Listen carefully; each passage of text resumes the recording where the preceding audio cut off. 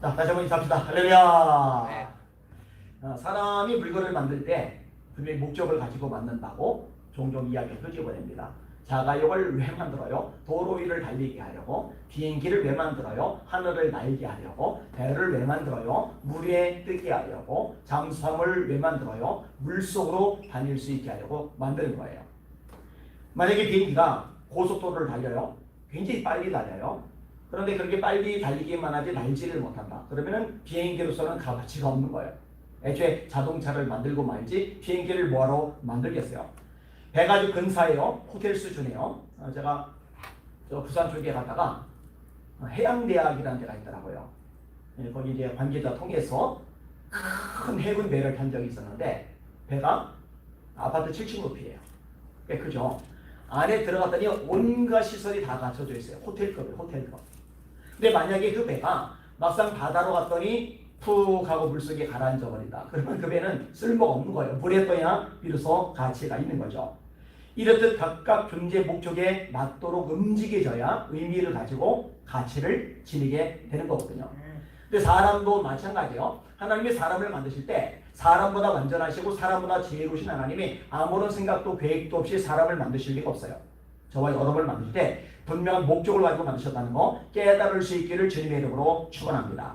그 목적이 뭐냐? 그게 사명이죠. 그 사명이 언제 주어지냐? 하나님 만날 때 주어지는 거죠. 오늘 본문에서 그런 것을 다룰 겁니다. 여러분, 하늘을 날아야 되는 비행기 얘기가 다 있는데 이 비행기가 하늘을 날아야 되는데 땅만 달린다. 그럼 뭐 의미가 없잖아요.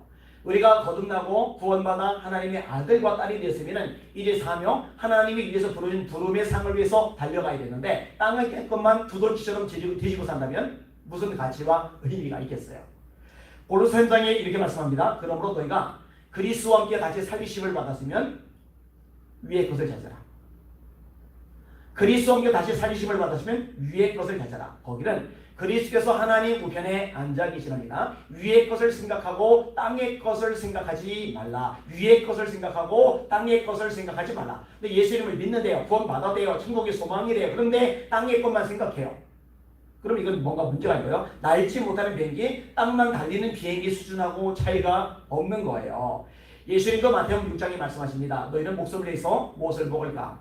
무엇을 마실까? 몸을 위해서 무엇을 입을까? 염려하지 말아라. 이러다 이방 사람들이 구한 것이요 너희 천국께서는 너에게 있어야 할 것을 다 아시느니라. 너희는 먼저 그의 나라와 그의 의를 구하라. 그러면 이 모든 것을 너에게 더하시리라.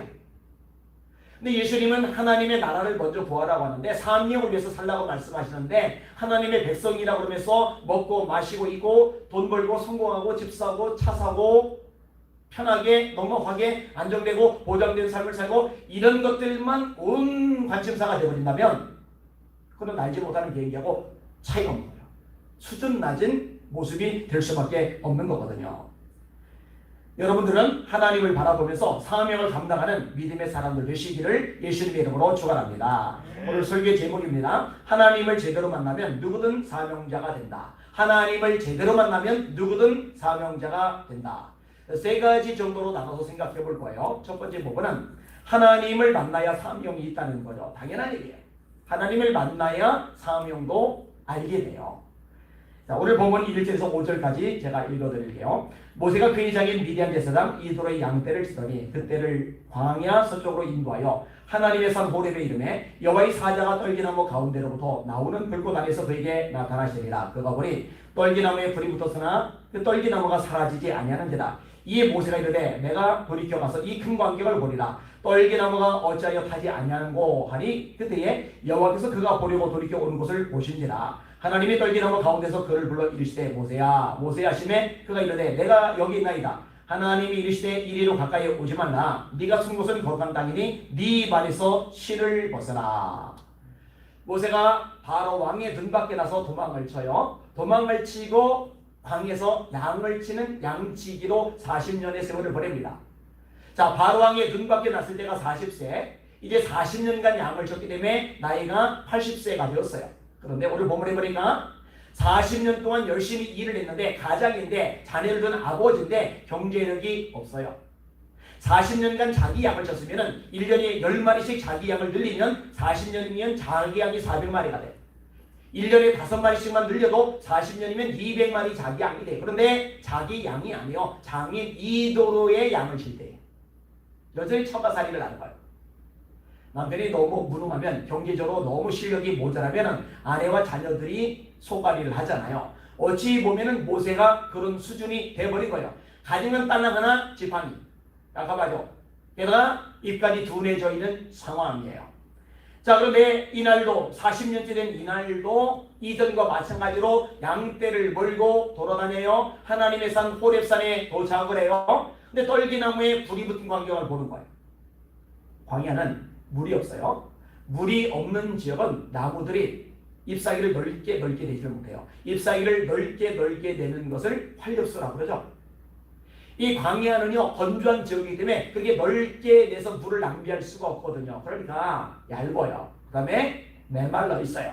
그래서 불이 붙으면은요, 물이 많은 지역의 나무들은 그래도 불로 잘 안 붙고 불이 붙어도 오래 가는 반면에 이 사막의 떨기나무 같은 나무는요, 불이 붙는 순간에 화르르 타고서 금방 재가 돼서 쏟아져 내려야 돼요. 그런데 불이 붙었는데 안 사라져요.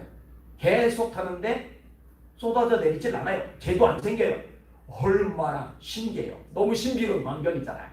이게 뭐야? 40년 동안 한 번도 못 보는 광경이네. 이거 뭐야? 그래서 가까이 가서 구경하려고 하는데 음성이 들리고요. 모세야, 모세야. 깜짝 놀랐을 거예요. 모세야, 모세야. 네가 선 땅은 거룩한 땅이니 네 발에 실을 벗어라. 엄청난 말씀. 이 실을 벗으라는 얘기는 하나님이 하나님임을 인정하라는 거예요. 내가 하나님의 종임을 명확히 하라는 거예요. 내가 가진 모든 것을 내려놓으라는 거예요. 모세는 40년 동안의 모든 걸 이미 다 내려놓은 것 같은데 하나님은 뭐가 모자란지 아직도 내려놓으라는 거예요. 네 발에 실을 벗어라. 네 발에 실을 벗어라. 자, 이렇게 모세가 하나님을 만나요. 이렇게 하나님을 만난 사건 이후에 모세가 사명을 발견하게 됩니다. 그렇죠? 삶이 변화되게 돼요. 이전과 전혀 다른 삶의 목표를 가져요. 예전에는 양을 잘 먹이는 것, 잘 마시게 하는 것, 양떼가 불어나는 것, 그래서 장인어른 이도로의 칭찬을 받는 것, 그게 삶의 목표였다면 이제 보다도 고상하고 가치 있는 삶의 목표를 가지게 된 거거든요. 여러분, 주님 만나면 다 이게 변합니다. 수가성의 여인이 요한복음 4장에 나옵니다. 이 여자는 한낮에 물동에 메고 물을 뜨러 나왔다가 예수님을 만났어요. 보통 이스라엘 여성들은 아침 일찍 해가 뜨기 전에 또 해가 진 후에 서너 때 물동이를 메고 나오지, 한낮 땡볕이 내려질 때 물동이를 메고 나오지는 않아요. 너무 햇살이 뜨겁기 때문에. 근데 이 여자는요, 사람들 부딪히는 게 싫은 거예요. 남편이 5이나 있었거든요. 이거 2000년 전입니다. 지금 시대도, 굉장히 개방화된 지금 시대도 남편이 5명이 있었다. 그리고 지금 사는 남자는 혼인신고도 안 하고 그냥 산다 그러면요, 지금 시대도 이거 사람들 눈초리 신경 쓰게 돼요. 그 정도가. 2000년 전이니까 오죽하겠어요. 그러니까 누구도 부딪히고 싶지 않은 거예요. 근데 예수님을 만나고 나더니 어떻게 되느냐? 부딪히고 싶지 않아 한낮에 물동이 뜨러 나왔던 여자가 동네 사람들 만나러 가는 거예요. 사람들 틈바구니에 들어가는 거예요. 내가 메시아 만난다. 그 동네 사람들 몽땅 데리고 나와서 예수님께 연결시키는 거예요. 그랬죠? 할렐루야. 네. 달라진다니까요. 예수님을 만난 제자들 달라져요. 어부들이 변해서 사도들이 되었어요. 마태 같은 인물은 세리입니다. 세리는 매국노 취급을 당해요. 사람 대접을 못 받아요. 산에 가면 사자가 있고 거리 가면 세리가 있다. 이게 세리들이 받는 대접입니다. 산에서 사자 만나면 죄수 더럽게 없는 거예요. 길거리에서 세리 만나면 죄수 더럽게 없는 거예요. 이렇게 천대받는 세리 마태가 사도가 되었고 마태복음의 저자가 되었어요. 변하는 거예요. 변하는 거. 근데 여기서요, 만남이라고 할 때 의미를 조금 더 세분할 필요가 있어요. 스치듯 지나가는 것. 그걸 만남이라고 하진 않아요. 오늘 설교 제목도 하나님을 제대로 만나면 이라고 얘기했잖아요. 그죠? 자, 어쩌다 한번 만나서 이야기를 좀 나눴어요. 어쩌다 한번 만나서 어떤 교류가 있었어요. 그런 것들을 만나는 게 아니에요. 외형상으로 만나는 걸 따지면요, 바리새인들도 예수님 만났죠. 만났잖아요. 서기관들 만났잖아요. 제사장들도 만났잖아요. 근데 그들은요, 오히려 예수님을 잡아 죽이는데 힘을 쓰잖아요. 그런 식의 만남을 말하는 게 아니에요. 어떤 만남이냐? 하나님의 부르심, 그리고 부르심에 대한 응답을 말하는 거예요. 다시요. 하나님의 부르심, 이 부르심에 대한 응답을 말하는 거예요. 자, 하나님이 모세를 부르셨죠? 이 부르심에 모세가 응답했잖아요. 이 만남을 말하는 거예요. 예수님이 제자들 부르셨죠? 나를 따라오너라. 베드로와 안드레. 배를 버려두고 예수를 따르리라. 나를 따라오너라. 야고보와 요한. 그 모든 세배들을 배와 함께 버려두고 예수를 따르리라. 나를 따라오너라. 마태. 세관에 앉아 돈 계산한 세리 버려두고 예수님을 따르고. 이렇게 주님의 부르심을 받고 이 부르심에 응답한 만남, 이걸 이야기하는 겁니다. 여러분, 저와 여러분들도 예수님이 부르신 거예요. 원래 교회라는 말이 뭐냐? 부르심을 받은 사람들의 모임이에요. 부르심을 받은 사람들의 모임. 베드로서 2장 9절입니다. 너희는 택하신 족속이요 왕같은 제사장들이요 거룩한 나라요 그의 소유된 백성이니 이는 너희를 어두운 데서 불러내요. 너희를 어두운 데서 불러내요. 하나님이 저와 여러분을 부르셨다는 거 믿으시기를 주님의 이름으로 축원합니다. 이 부르심이 있을 때 우리가 응답을 하고 이 부르심과 응답을 가리켜서 주님을 만나는 만남의 사건이다. 이렇게 이야기하는 거예요. 하나님이 모세를 부르시고 모세가 응답한 거예요. 하나님이 저와 여러분을 부르시고 저와 여러분이 응답을 한 거예요. 이렇게 응답한 사람, 만난 사람에게 사명이 주어지는 거죠. 자, 두 번째로 그럼 그 사명은 뭐냐? 그 사명은 구원의 역사를 이루는 겁니다. 구원의 역사를 이루는 거. 하나님이 모세를 왜 부르셨느냐? 그냥 부르신 게 아니에요. 심심해서 부르신 게 아니에요. 괜히 부르신 게 아니에요. 사명을 주세요. 어떤 사명이냐? 이집트의 압지 아래 고통당하는 이스라엘 백성들을 구원해 내라는 이 구원의 사명을 주시는 겁니다. 자, 6절에서 10절까지 제가 읽어드릴게요.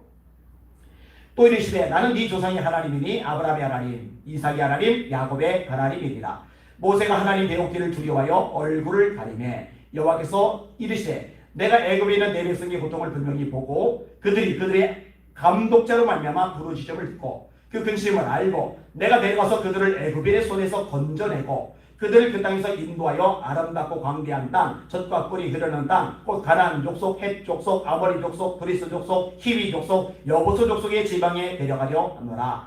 이제 가라. 이스라엘 자손의 부르짖음이 내게 달하고 애굽 사람이 그들을 괴롭히는 학대도 내가 보았으니 이제 내가 너를 바로에게 보내어 너에게 내 백성 이스라엘 자손을 애굽에서 인도하여 내게 하리라. 자, 하나님이 모세에게 나타나시는데 어떤 하나님이냐? 아브라함의 하나님, 이삭의 하나님, 야곱의 하나님. 이런 표현을 쓰세요. 아브라함의 하나님, 이삭의 하나님, 야곱의 하나님, 언약의 하나님, 약속의 하나님. 그 약속을 지키시는 하나님, 그런 의미를 가지고 있는 거예요. 이 하나님이 보고 듣고 아셔요. 애굽에 있는 내 백성의 고통을 정정히 보고 그들이 그 간역자로 인하여 부르짖음을 듣고 그 우고를 알고 아셔요. 여러분, 하나님이 구약의 이스라엘 백성들이 고통만 아시겠어요? 그들의 신음소리만 들으시겠어요? 그들의 고통스러운 상황을 보셨겠어요? 하나님이 저와 여러분의 사정도 아시는 거 믿으시길 바랍니다. 저와 여러분이 신음속에 부르짖는 음성도 들으시는 거 믿으시길 바랍니다. 제 삶, 여러분 삶의 모든 처지도 아시는 하나님이라는 거, 절대 외면하거나 무관심하거나 그냥 지나치는 분이 아니라는 거 기억하시는 여러분들 되시기를 주님의 이름으로 축원합니다. 자, 이 하나님이 구원을 작정하신 거예요. 그리고 모세를 보내셔서 이 일을 이루게 하시는 거예요. 이 모세의 사명이 뭐라고요? 이스라엘 백성을 구원해 내는 거. 근데 희한해요. 아니, 하나님이 능력이 많으시잖아요. 전능하시잖아요. 위대하시잖아요. 까짓거 사람을 쓰지 않아도 하나님 혼자서 알아서 에집트 박살 내버리고, 까짓거 사람 쓰지 않아도 하나님 혼자서 이스라엘 백성을 끄집어내시고, 까짓거 사람 쓰지 않아도 하나님이 가나안 땅까지 인도하시고 가나안 땅 점령하게 만드실 수 있어요. 근데 하나님은요 그렇게 일하지 않으세요. 하나님이 일을 하실 때는 반드시 하나님의 사람을 세우셔서 그 하나님의 사람을 통해서 일을 행하시는 거예요. 지금도 마찬가지죠. 여러분, 우리가 만난 하나님, 저와 여러분을 통해서 일하신다는 거 잊지 않는 저와 여러분들 되시기를 주님의 이름으로 축원합니다. 자, 하나님이 모세를 부르셨어요. 왜? 구원의 역사를 이루라고. 하나님이 기도를 부르셨어요. 왜? 미디안의 손에서 이스라엘 구원해 내라고. 하나님이 삼손을 부르셨어요. 왜? 블레셋의 손에서 이스라엘 구원해 내라고. 하나님이 온니엘을 부르셨어요. 왜? 메소포타미아만 그산 리사담의 손에서 구원해 내라고. 하나님이 부르실 때 우리를 통해, 여러분을 통해 구원의 역사를 이루려고 부르시는 거예요. 그래서 저와 여러분들 하나님의 부르심을 받아 응답했고, 그래서 구원받는 자가 됐어요. 이 구원받은 자가 두 번째 부르심을 받아요. 사명으로의 부르심. 그래서 우리가 사명자가 되는 거예요. 저에게도 사명이 있고 여러분에게도 사명이 있는데 그 사명이 뭐냐? 저를 통해 여러분을 통해 죽을 영혼, 멸망받을 영혼, 지옥 갈 영혼, 심판받을 영혼, 영원한 하나님의 저주 속에 모이는 영혼들에게 복음을 전해서 예수 전해서 그들 구원해내는 게 저와 여러분의 목적, 교회의 존재 목적이라는 거 잊지 않는 여러분들 되시기를 주님의 이름으로 축원합니다. 이거를 놓치면 안 돼요. 여러분 마태복음 28장에 유명한 말씀이죠. 예수께서 나와 일러 가라사대 하늘과 땅의 모든 권세를 내게 주셨으니 그러므로 너희는 가서 너희들끼리만 모여있지 말고 너희들끼리만 웃고 떠들고 먹고 마시고 재미있게 지내지 말고 그러므로 너희는 가서 모든 족속으로 제자를 삼아 아버지와 아들과 성령의 이름으로 세례를 주고 내가 너희에게 분고한 모든 것을 가르쳐 지키게 하라. 이 평행 구절이 마가복음 16장 15절입니다. 너희는 온 천하에 다니며 여기 돼요. 니네끼리만 있지 마. 다녀. 돌아다녀. 온 천하에 다니며 만민에게 복음을 전파하라. 믿고 세례를 받는 사람은 구원을 얻을 것이요 믿지 않는 사람은 정죄를 받으리라. 믿는 자들에게는 이런 표적이 따르리니 곧 저희가 내 이름으로 귀신을 쫓아내며 새 방언을 말하며 뱀을 집어올리며 무슨 독을 마실지라도 해를 받지 않으며 병든 사람에게 손 얹은 나으리라 하시리라. 예수께서 이 말씀을 마치시고 하늘로 올려주사 하나님 우편에 앉으시리라. 제자들이 나가 두루 전파할세 주께서 함께 역사사 그 따르는 표적으로 말씀을 확실히 증거하시리라. 바울 사도도 동일한 말씀을 하세요. 너는 말씀을 전파하라. 때를 얻든지 못 얻든지 항상 힘쓰라. 범사의 오래 참음과 가르침으로 경책하며 경계하며 권하라. 이에 주님이 우리에게 주신 사명입니다. 이 사명을 감당하는 여러분들, 하나님을 만났기에 사명자로 사는 여러분들 되시기를 예수님의 이름으로 축원합니다.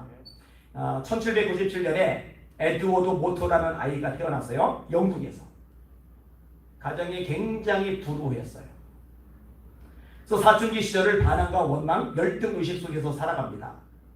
남들은 좋은 길을 걸을 때 이 모터라는 아이는 캐비넷 공장에 들어가서 목공으로 일을 해요.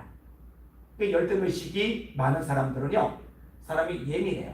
예민한 사람은요, 건들면 폭발합니다. 불평, 불만, 원망, 짜증, 이런 것들이 많이 나타나는 거예요. 이렇게 늘 방황하고 죄를 져요. 범죄하는 삶을 살아가요. 이게 소위 이제 불량 청소년인 거죠. 근데 어느 추운 날 런던의 거리를 방황하다가 교회에서 종소리가 들리는 걸 들어요. 그래서 마음속에 야 나도 교회라는 데 한번 가볼까? 이런 생각이 들었어요. 이게 하나님이 부르시는 거죠. 여러분 괜히 여기 와 있는 게 아니에요. 여러분들 있는 곳에서 예배 드리잖아요. 괜히 그곳에서 예배 드리고 있는 게 아니에요. 하나님이 부르신 거예요. 은혜. 그래서 처음으로 교회를 갔어요. 근데 말씀을 듣는데 존 하이아트라는 목사님의 말씀, 그 내용이 뭐냐? 요한복음 3장에 나오는 유명한 말씀이에요. 3장 15절 모세가 광야에서 뱀을 넣은 것 같이 인자도 들려야 하리니 이는 저를 믿는 자마다 영생을 얻게 하려 하시느니라. 16절 하나님이 세상을 이처럼 사랑하사 독생자를 주셨으니 이는 저를 믿는 자마다 멸망치 않고 영생을 얻게 하려 하시느니라. 그 앞부분에 3장 3절 사람이 거듭나지 아니하면 하나님 나라 볼 수 없느니라. 3장 5절 사람이 물과 성령으로 거듭나지 않으면 하나님 나라에 들어갈 수 없느니라. 거듭나야 천국 가는데, 거듭나야 천국 보는데, 거듭나는 비결이 뭐냐? 예수님을 내 인생의 구주로 믿는 것, 예수님을 영접하는 것. 하나님이 예수님을 보내셔서 우리의 모든 죄를 짊어지고 진리 들리신 거예요. 이 예수님을 믿을 때 구원받는다. 이 말씀이 선포된 거예요. 이 말씀을 들을 때 모토가 이 말씀을 받아들여요. 예수님을 인생의 구주로 영접해요. 구원받은 하나님의 사람이 되었죠. 그 체험을 이렇게 고백을 합니다. 들어보세요. 내 영혼이 거듭나자마자 내 눈동자는 내 생애 처음으로 생기를 되찾았고 내 마음에는 생수가 솟아오르기 시작했습니다. 그리고 목공소에서 내가 들고 있는 이 망치는 음악을 연주하기 시작했습니다. 이전에는 내 팔자야, 짜증, 원망, 아우 더워, 아우 힘들어, 아우 피곤해. 남들은 편하게 지내는데 나는 가난해가지고 목공소에서 일을 하고 이 어린 나이에 이게 뭐하는 짓이야 이랬는데 이 망치 소리가 음악 소리가 되어요. 예수님을 진짜 제대로 만나면 사람 변해요. 귀신만 들어가도 사람이 달라지는데 귀신보다 대단한 성령께서 하나님께서 그 안에 계시는데 사람이 안 변한다? 그거는 기적이, 그건 불가능해요. 있을 수가 없는 일이에요. 예수님을 믿는데 거듭났는데 구원받았는데 변화가 없다. 그 예수 안 믿는 거예요. 사실은 변하게 되어 있어요. 그래서 열심히 일을 하기 시작하니까요, 일도 잘 풀리는 거예요. 그래서 37살 무렵에는요, 꽤 성공을 해요. 일개 목공이 아니라 커다란 목공소의 사장이 돼요. 이제 돈 버는 건 일이 아니고 막 돈이 막 굴러 들어오는 거예요. 막 37살 그 젊은 나이에 큰 돈을 벌었어요. 자, 그 돈을 가지고 뭐 하느냐? 이 돈을 가지고서요, 교회를 지어요. 55살이 됐을 때 내가 돈 벌 만큼 벌어봤다, 성공할 만큼 해봤다, 이제 이런 것에 만족하지 말고 온전히 전적으로 주의 일만 하자. 그러더니 엄청나게 모은 돈으로 몽땅 교회 짓는 데 쓰고 본인은 목회자가 돼요. 이 여생을 열심히 말씀을 전하고 예수만 사랑해요.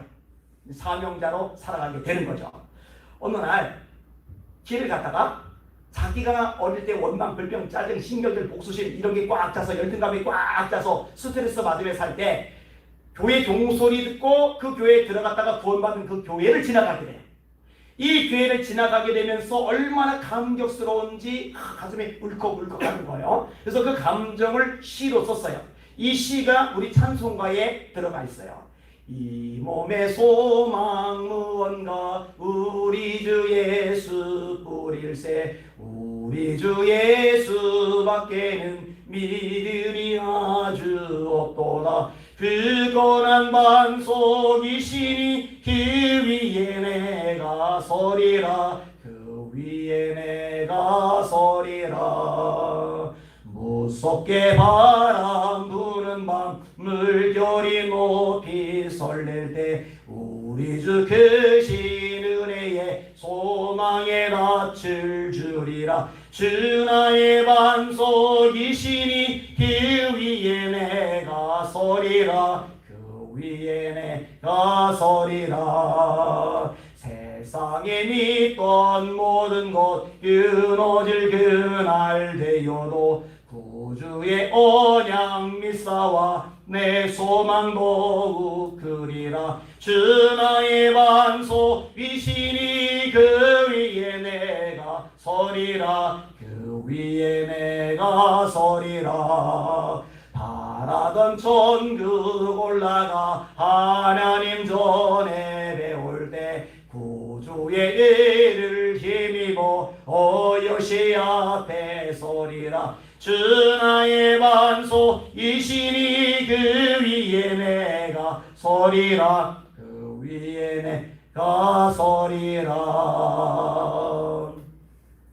여러분들이 앞으로 어떤 일을 하게 될지 또 지금 어떤 일을 하는지 다 알지는 못하지만 분명한 건 어떤 일을 하든지 간에 그 중심의 최고 사명은 여러분을 통해 영혼들이 구원받게 만드는 것, 예수 믿고 천국 가게 만드는 것, 하나님의 아들과 딸이 되게 만드는 것, 지옥이 아니라 하나님의 백성이 되게 만드는 것, 이게 사명이라는 거 잊지 않고 살아가시기를 주님의 이름으로 축원합니다.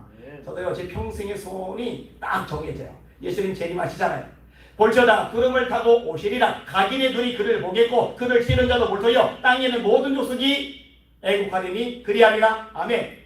갈릴리 사람들아 너희가 어찌 있어서 하늘을 쳐다보느냐. 너희 가운데서 하늘로 올려주신 이 예수는 하늘로 가심을 본 그대로 다시 오시리라. 주께서 오령과 천사장의 세리와 하나님의 나팔로 친히 하늘을 두사 강림하시리니 그리스도 안에서 죽은 자들이 먼저 일어나고 그 위에 우리 살아남은 사람도 구름 속으로 끌어올려 공중에서 주를 영접하게 하시리니 그리하여 우리는 항상 주와 함께 있으리라. 주님 다시 오십니다. 할렐루야. 오실 때 예수 믿는 사람 구원받아 천국에 가고 믿지 않는 사람 심판받아 지옥에 가는데 지옥 갈 사람 네 번을 줄 수 없잖아요. 그 주님 재림 전에 한 명이라도 더 예수 믿게 만들자. 한 명이라도 구원받게 만들자. 이게 제 인생의 가장 큰 목표예요. 그리고 모든 그리스도인은 바로 여기에 인생의 가장 큰 목표를 둬야 됩니다. 왜냐? 그게 바로 지상명령, 주님이 우리 주신 가장 중요한, 가장 핵심적인, 가장 지고한 명령이기 때문입니다. 이 사명 잊지 않는 여러분들 되시기를 예수님의 이름으로 축원합니다. 세 번째 부분, 사명을 감당하는 데 있어서 어려움이 있지만 하나님이 이루신다는 겁니다. 자, 모세에게 어려움은 뭐예요? 첫째, 애굽이 너무 강대국이에요. 군사력이 너무 막강해요. 그 당시에 제일 센 나라가 애굽이거든요. 요즘 제일 센 나라는 미국이죠. 비행기, 이 공군력, 이 공군력이 세계에서 제일 센 데가 미 공군이고요. 이 비행기가 세계에서 제일 센 데가 미 해군이에요. 아세요? 미국이란 나라와 싸워서 이길 수 있는 나라는 지금 없어요. 중국이 G2라고 해서 세계에서 두 번째로 잘 사는 나라로서 최근에 미국하고 붙었는데 완전히 박살이 나요. 게임 자체가 됐잖아요. 근데 이 본문 당시 이집트는 지금의 미국 저리 가라 할 정도로 제국이에요. 제국. 어마어마한 나라예요. 감히 건들만한 이 중국 같은 나라는 덤비기라도 했죠. 이렇게 덤빌 수 있는 나라조차도 없던 나라가 이집트인데 이 이집트의 바로 왕과 모세가 싸워야 되는 거예요. 이 장애물이죠. 자, 또 하나의 장애물은 뭐냐? 가나안과 싸워야 된다는 거예요. 그 가나안은 성이 있어요. 전략이 있어요. 전술이 있어요. 무기가 있어요. 게다가 아낙 자손들 거인족들의 이스라엘 백성들 전략이 없어요. 전술이 없어요. 무기 없어요. 체격도 작아요. 이 가나안 사람과 싸워서 어떻게 가나안 땅을 차지합니까? 그러니까 모세가 알아요. 자기 처지를 알아요. 나이는 들었지, 입은 둔하지, 가진 건 하나도 없지. 그러니까 하나님 앞에 툴툴거립니다. 11절. 모세가 하나님께 아뢰되 내가 누구에게 바로에게 가며 이스라엘 자손을 애굽에서 인도하여 내리까? 말도 안 돼요. 하나님 대도 안 말 하지 마세요. 그 얘기를 하는 거예요. 이게 다음 장에도 똑같아요. 4장 1절에 넘어가 보시니까 이렇게 모세가 말합니다. 4장 1절. 모세가 대답하여 가로되 그러나 그들이 나를 믿지 아니하며 내 말을 듣지 아니하고 이르기를 여호와께서 네게 나타나지 아니하셨다 하리라. 하나님 이스라엘 백성들도 저 안 믿을 거요? 야, 하나님이 언제 너한테 나타났다고 그래? 따지고 들 거요? 이러는 거예요. 그러니까 하나님이 대책을 마련해 주세요. 읽어드릴게요. 들어보세요. 4장 2절. 여호와께서 그에게 이르시되 네 손에 있는 것이 무엇이냐? 그가 하루에 지팡이이다. 여호와께서 가라사대 그것을 땅에 던지라. 곧 땅에 던지니 그것이 뱀이 된지라. 모세가 뱀 앞에서 피하며 여호와께서 모세에게 이르시되 네 손을 내밀어 그 꼬리를 잡으라. 그가 손을 내밀어 잡으니 그 손에서 지팡이가 된지라. 또 가라사대 이는 그들로 그 조상의 하나님 곧 아브라함의 하나님 이삭의 하나님 야곱의 하나님 여호와가 네게 나타난 줄을 믿게 하려 함이라. 지팡이 나무떼기가 던졌더니 뱀이 돼서 막 움직이고 꼬리를 잡았더니 도로 나무떼기가 되고 얼마나 신기해요. 이런 거 보이면은요 요즘 첨단을 자랑하는 요즘도 사람들이 모여들 겁니다. 이런 거 유튜브로 찍어서 보내면은요 엄청난 대박을 터뜨릴 겁니다. 이건 뭐 기가 막힌 일이니까. 자, 거기에다가요 6절. 여호와께서 또 가라사대 네 손을 품에 넣으라 하시매 손을 품에 넣었다가 내어보니 그 손에 문둥병이 발하여 눈같이 된지라 흰지라. 이 당시에 불치병이죠. 불치피부병, 나병, 문둥병. 가라사대 네 손을 다시 품에 넣으라 하시매 그가 다시 손을 품에 넣었다가 내어보니 손이 여상하더라. 여호와께서 가라사대 그들이 너를 믿지 아니하며 그 처음 이적의 표징을 받지 않아도 이 둘째 이적의 표징은 믿으리라. 자, 지팡이가 뱀이 되는 표적, 손이 문둥병이 되는 표적, 이 두 가지. 이것만 가지고 이 모세가 만족을 못할까봐 하나님이 한 가지를 더 말씀하세요. 9절. 그들이 이 두 이적을 믿지 아니하며 네 말을 듣지 아니하거든 너는 하수를 조금 취하여다가 육지에 부으라. 네가 취한 하수가 육지에서 피가 되리라. 자, 수돗물을 받아요. 수돗물을 받아서 유튜브 영상으로 이렇게 보여준 거예요. 땅에다 붓는데 땅에 닿는 게 피가 되면서 빨간 게 보여요. 분명히 물을 붓는데 난리가 나게 지금 같은 때도. 자, 이 정도쯤 되면은 모세가 하나님 해볼만 한데요. 하나님 이건 정말 기가 막힌데요. 와, 이 정도면 백성들이요 길을 쫑긋 세우고요 내 말에 경청할 겁니다. 하나님 멋져요. 멋져. 한번 해볼게. 한번 해보고 싶어요. 막대기를 지팡이로 만드는 손이 문둥병이 들었다 또 너니까 고쳐졌다. 물이 피가 되는 거 해볼게요. 이래야 되는데 모세가 뭐라고 얘기하냐. 13절. 모세가 가로되 주여 보낼 만한 자를 보내소서. 딴 놈은 혹시 몰라도 나는 아니에요. 나는 안 갑니다. 하나님 보낼 만한 사람을 보내소서. 하나님이 또 얘기하세요. 여호와께서 모세를 향하여 노를 바라시고 하나님이 참다 화가 나셨어요. 그죠? 열받으셨어요. 가라사대 레위 사람 미형 아론이 있지 아니하뇨 그의 말자람을 내가 아노라. 그가 너를 만나러 나오나니 그가 너를 볼 때에 마음에 기뻐할 것이라. 너는 그에게 말하고 그 입에 말을 주라. 내가 네 입과 그의 입에 함께 있어서 너의 행할 일을 가르치리라. 저는 사실 이런 모세를 이해해요. 아마 여러분들도 이해를 할 것 같아요. 하긴 해야 돼요. 영혼 구원도 그렇고 또 다른 사명들도 있잖아요. 영혼 구원 말고도 이런저런 일들을 하긴 해야 돼요. 압박을 받아야 되는데 아무리 봐도 내 꼴을 보니 내 형편 보니 내 처지 보니 주변 환경 보니 대적을 보니 여건을 보니 이거는 정말 어려워요. 말이 안 돼. 불가능해 보여. 주눅이 들어요. 맥이 빠져요. 될까? 의욕만 들어요. 물음표만 생겨. 이럴 때가 있단 말이에요. 이렇게 축 처져 있는 모세에게 하나님이 딱 한 가지를 말씀하세요. 그게 뭐냐? 하나님이 이르시되 내가 반드시 너와 함께 있으리라. 이거 진짜 중요해요. 여러분 구약에서요. 그리고 또 신약에서요. 하나님의 해법은 늘 이거 하나로 들어요. 내가 반드시 너와 함께 있으리라. 내가 반드시 너와 함께 있으리라. 이거 저는 묵상하는 걸 너무 좋아해요. 하나님이 요단강을 건너야 되는 여호수아, 여리고를 무너뜨려야 되는 여호수아, 가나안 연합군과 싸워야 되는 여호수아, 그래서 두려워 떠는 여호수아에게 하신 말씀도 똑같아요. 네 평생에 능히 너를 대적할 자가 없으리니 내가 모세와 함께 있었던 것 같이 너와 함께 있을 것입니다. 이사야 말씀에 네가 물 가운데로 지날 때 내가 너와 함께 할 것입니다. 41절 10절에 두려워 말라 내가 너와 함께 하리라. 예수님이 제자들 보고 하신 말씀도 볼지어다 내가 세상 끝날까지 너희와 항상 함께 있으리라. 세상이 거대하든 말든 대적이 크든 말든 원수나이가 역사든 말든 하나님이 함께 하시면 얼마든지 감당합니다. 할렐루야. 하나님께서 함께 하시면 얼마든지 승리합니다. 할렐루야. 여러분 하나님이 모세와 함께 하시니까 가장 강력한 정치 세력 바로 왕조차도 꼬꾸라지잖아요.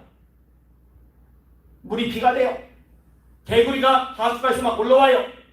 티끌을 쳤더니 티끌이 이 먼지가 이가 돼요. 파리떼가 막 닥쳐요. 동물들에게 전염병이 걸면서 막 죽어 넘어가요. 사람에게 악성 종양시키면서 바로 앞에서 마술을 행하던 사람도 알아놓아요. 메뚜기 떼가 닥쳐서 얼마나 많은 심약을 먹었는지 먹고 살 길이 막연히 돼. 곡창지대 이집트가. 그 다음에 메뚜기가 먹은 거는 땅 위에 것만 먹죠. 땅 아래 숨어 있는 것은 좀 지나면 싹이 나고 여기서 곡식이 맺히잖아요.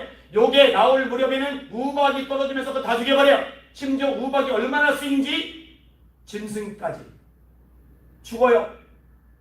중국에서 내린 우박 덩어리 주먹만 하더라고요. 그거 맞으면 사람 진짜 죽겠더라고요. 요즘에도 그런 우박이 있더라고요. 게다가 코로나처럼 볼록볼록 튀어났어요. 그 다음이 닥쳐요. 바로 왕, 신하들, 백성들, 심지어 짐승의 첫새끼까지 장자, 새끼, 첫새끼들 다 죽어요. 이 심판이 이만희가 바로 공작 못하는 거예요. 홍해가 갈라져 버려요. 광야의 사장님이 만나를 먹이시고 메추라기를 먹이세. 내가 반드시 너와 함께 있으리라. 이 말씀이 유일한 해결책이었던 겁니다. 할렐루야. 지금도 마찬가지예요. 저와 여러분에게 산적한 문제들이 많이 있을 수 있어요.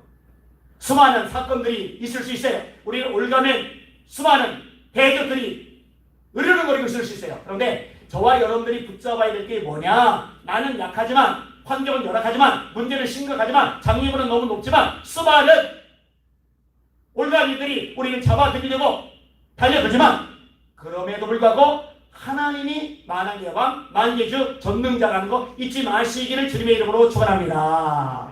그 하나님이 함께 하시면 얼마든지 승리할 수 있고 뚫고 나갈 수 있고 얼마든지 주의 영광과 능력을 세상에 보여줄 수 있는 저와 여러분들이라는 거 잊지 않는 여러분들 되시기를 주님의 이름으로 축원합니다. 이거 놓치시면 안 돼요. 송영희 씨 유명하잖아요. 여리고 시인. 뇌성마비로 태어나서 목이 틀렸고 손발 다 뒤틀렸고 그래서 평생 휠체어 타고 다니던 여류 씨. 이 송영 씨의 간증 내용을 제가 읽어드릴게요. 나는 어느 의사의 실수로 손해를 손상당한 채 태어나 뇌성마비로 삶을 시작하게 되었다. 신앙심 좋으셨던 어머니는 그런 나를 고치시기 위해 기도회는 모두 쫓아다니며 안수 기도를 받게 하셨다. 온몸이 멍투성이가 될 때까지 안수기도 받고 있노라면 그 고통이 나를 견딜 수 없게 했다.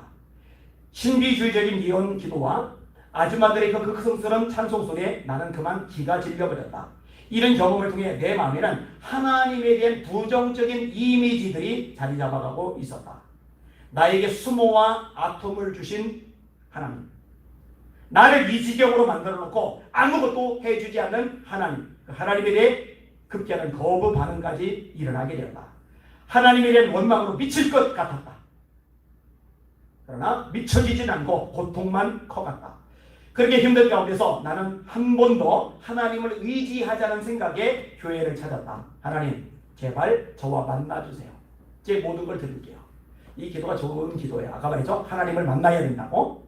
이 자매가 그 길을 지도록 봐요. 하나님, 저를 만나주세요. 하나님을 제대로 만나면 달라지거든요. 못 만나니까 똑같은 거죠. 하나님 제발 저와 만나주세요. 이렇게 혼신의 기도를 드렸을 때 이상한 현상이 나타났다. 한 빛이 나타나 두루마리처럼 펼쳐지더니 한글도 영어도 아닌 생전 처음 보는 글이 적혀 있었다. 하나님을 믿어라. 네가 하나님을 믿지 아니하면 죽으리라. 하나님을 믿어라. 네가 하나님을 믿지 아니하면 죽으리라. 이런 경험을, 이상한 경험을 하고 난 뒤 나는 그 이상한 경험들이 무엇이었는지 알기 위해 기도를 작정했다. 기도를 하기 시작하면서 나는 하나님과 가까워졌고 하나님은 나의 교사가 되어주셨다. 성경을 읽다가도 모르는 것이 있으면 주님에게 물어보는 수밖에 없었다. 알려줄 만한 사람도 없었고 물어본다 해도 너무나 난해한 질문이라 대답해 줄 사람이 없다는 걸 알고 있었기 때문이다. 그러면 주님께서는 진리의 비밀을 풀어 설명해 주셨다. 그렇게 읽기 시작해 성경을 10번 읽고 나니 성경의 실체를 비로소 파악할 수 있게 되었다. 저도 한 10여 독 읽을 때 비로소 좀 뭐가 잡히더라고요. 결국 성경은 예수 그리스도를 보여주기 위한 것이며 성경의 역할은 예수 그리스도의 사진이라는 것을 알았다. 정확하게 파악한 거죠. 이런 복음의 비밀 위에도 주님은 일기장 한 장도 다 치우지 못할 정도로 문학의 소질이 없었던 나에게 문학을 가르쳐 주셨고, 내가 능력 없어도 돼요. 능력은 하나님이 주시는 거니까. 제가 참 좋아하는 말씀 고린도전서 1장 27절 그러나 하나님께서 세상에 미련한 것들을 내가사 지혜로운 자들을 부끄럽게 하시고 세상에 약한 것들을 내가사 강한 것들을 부끄럽게 하시며 세상에 전한 것들과 없는 것들과 멸시받는 것들을 내가사 있는 것들을 폐하게 하시나니 이는 아무 육체도 하나님 앞에서 자랑하지 못하게 하려 하심입니다. 할렐루야. 이 자매에게도 문학적 자녀이 없었던 이 자매에게도 하나님이 문학적인 재능을 불어 넣어주기 시작하신 거예요. 하나님께서는 시를 불러주셨고 그 시를 통해 나에게 말씀하셨다. 내가 힘들 때, 의심에 사로잡힐 때 주님은 언제나 나를 부르시고 주님의 말씀들로 채워주셨다. 그렇게 해서 불러주시는 대로 써 모은 것이 이 노트로 몇 권이 되어갔다. 이 노트에 적힌 시가 우연한 기회에 책으로 나오게 되자 나는 시인으로 불리게 되었다. 책이 출판되고 시로 만든 찬양이 나오자 방송국과 잡지사 기자들로부터 인터뷰 요청이 제도했고 각종 집회에서 간증을 해달라는 부탁도 받게 되었다. 이렇게 유명세를 타게 되자 한 번은 스스로 내 장애를 치료해 보는 게 어떻겠냐는 제안이 들어왔다. 나는 어떻게 대답할지 몰라 하나님께 할 말을 인도해 주세요 주님이라고 기도를 했다. 기도를 마치고 뜻밖의 새어나온 소리는 난 이대로가 좋아요. 주님이 만들어 놓으신 이대로 그냥 살겠어요 였다. 주님께서는 내 모습 이대로 나를 써주셨고 많은 집회와 간증을 통해 전도하게 하셨다. 존재하는 목적 영원 구원 전도하게 하셨다.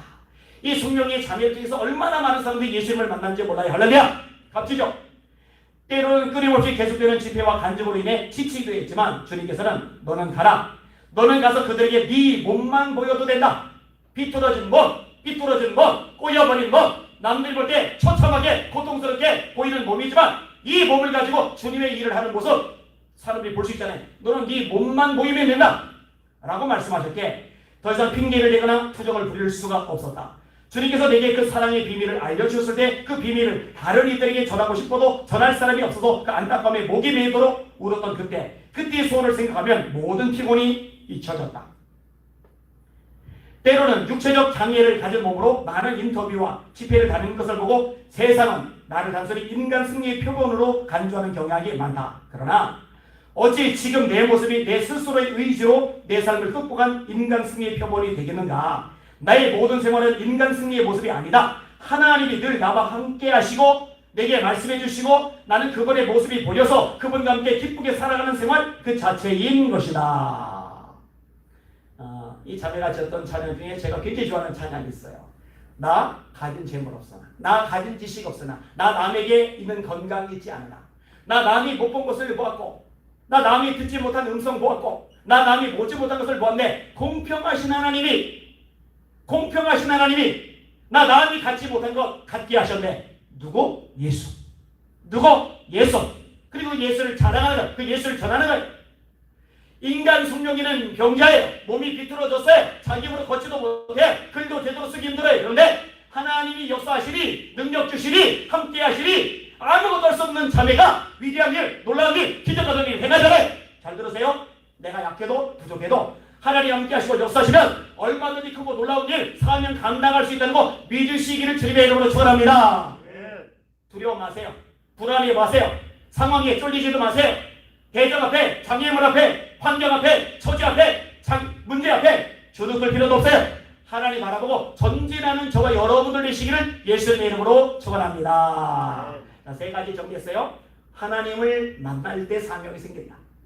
그 사명이 뭐냐? 핵심 사명이 뭐냐? 저를 통해 여러분을 통해 영혼들이 구원받는 것. 그리고 그 외에 또 개인적인 사명들이겠죠. 세 번째로 하나님이 사명 감당할 능력도 주신다는 것. 잊지 않은 여러분들 되시기를 주님의 이름으로 축원합니다. 오늘 설교 제목이 뭐예요? 하나님을 제대로 만나면 누구든 사명자가 된다. 하나님을 제대로 만나면 누구든 사명자가 된다. 사명자로 일생 살아가는 저와 여러분들 되시기를 예수님의 이름으로 축원합니다. 아멘.